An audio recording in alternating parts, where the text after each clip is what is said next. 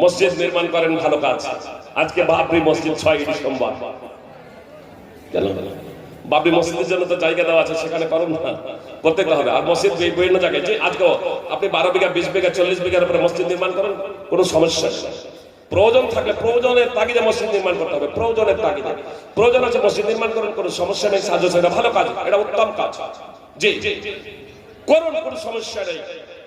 কিন্তু বাবরি মসজিদ কেন?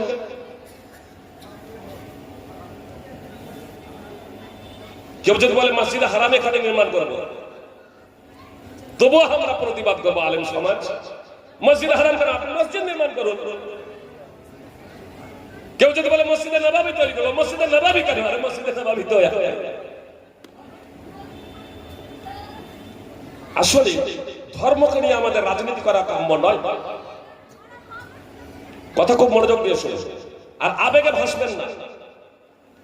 মসজিদ নির্মাণ করা পাপ কাজ, আবার মসজিদ নির্মাণ করা পাপ কাজ। সূরা তাওবা উঠান, মুহাম্মদ সাল্লাল্লাহু আলাইহি সাল্লাম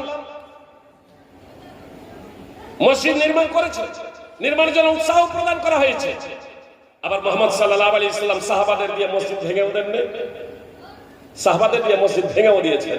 তো যেমন মসজিদ নির্মাণ করা পাপ, মসজিদ নির্মাণ করা নেকির কাজ, আবার মসজিদকে ভেঙে দেওয়া নেকির কাজ। তাহলে কোন মসজিদ ভেঙে দেওয়া নেকির কাজ, আর কোন মসজিদ নির্মাণ করা, কোন মসজিদ ভেঙে দেওয়া নেকির কাজ, আর কোন মসজিদ নির্মাণ করা নেকির কাজ, এই বিষয়টা আগে আপনাকে নির্মাণ করার আগে বা ভাঙার আগে আপনাকে জানতে হবে।